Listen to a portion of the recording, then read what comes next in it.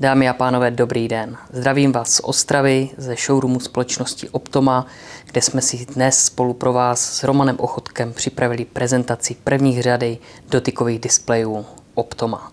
Romane, předávám slovo. Díky. Nejlevnější interaktivní dotykový displej, to je Optoma řada 1. 64 GB interního úložiště, 8-jádrový procesor a 8 GB RAM. Displeje jsou dostupné ve třech velikostech 65, 75 a také 86 palců. Všechny fungují na operačním systému Android 14, který však s ohledem na cenu nedostal možnost Google Play. Nicméně displeje mají možnost rozšíření o OPS-kový počítač, díky kterému se můžete přepnout velmi rychle z Android do Windows prostředí, a to ocení především školy v kombinaci s rozšířeným režimem bílé tabule. Ovládání je velmi rychlé a intuitivní. Navigační lišty, které jsou umístěné zleva, rovněž zprava a také ze spodu, nám umožňuje nahlédnout do piktogramového menu.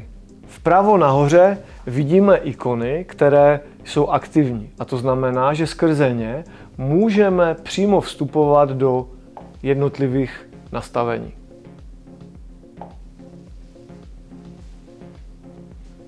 Velkou devizou displejů řady 1 je možnost uživatelských profilů. Díky ní se můžete za pomocí svého mobilního telefonu velmi rychle přihlásit a tím personalizovat nastavení displeje. Tedy přistupovat na svůj cloud, měnit nastavení, ukládat soubory, spouštět widgety, tedy cokoliv, co je potřeba. Nejdůležitějším nástrojem a aplikací, především pro školy, je bez pochyby režim bílé tabule.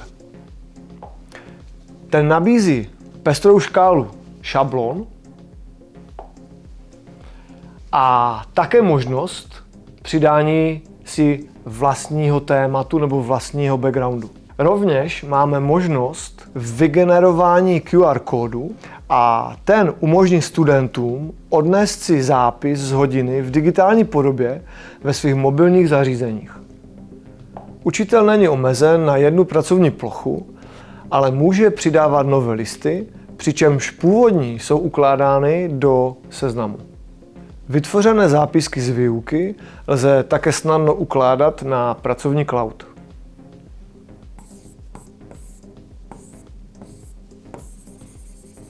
Pro přesouvání již vytvořených objektů nám postačí nakliknout ikonu Vybrat, předmět označit a ten pak můžeme dále posouvat a pracovat s ním.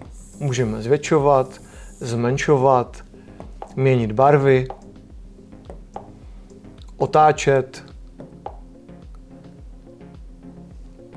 dublovat, ukládat. Pro vymazání obsahu celé tabule volíme ikonu Vyčistit vše.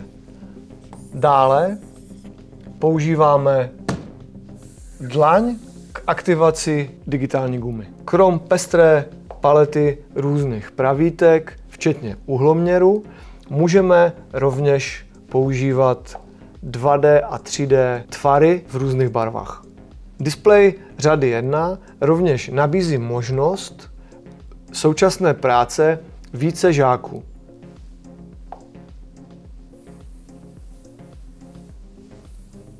Každý z žáků má svůj pracovní prostor a vzájemně se neovlivňují.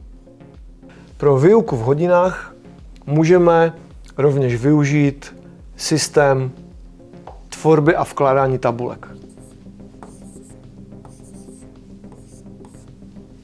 Rovněž ve výuce můžeme využít možnosti tvorby myšlenkových map nebo vkládat poznámky.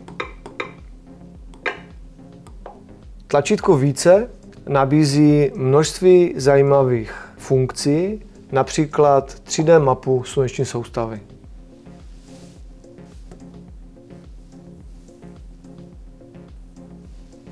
Nalezneme zde také pomocníka pro tvorbu vzorců, Stejně tak pro nejmenší různé typy her a možnost simulace pro různé učební obory, jako je fyzika, chemie, biologie, matematika. Displej je vybaven velkým množstvím portů a pro připojení externího zařízení pomocí kabelu můžeme využít HDMI nebo USB-C a také pro interaktivitu využíváme portu Touch. Zrcadlení obrazu, například u mobilních telefonů, tabletů nebo i notebooků, volíme následovně. Jednoduchým způsobem, bez aplikace, zrcadlíme obsah svého mobilního telefonu na displeji. Pro více informací nebo osobní schůzku a prezentaci displeje se můžete vždy obrátit na společnost KK Tech.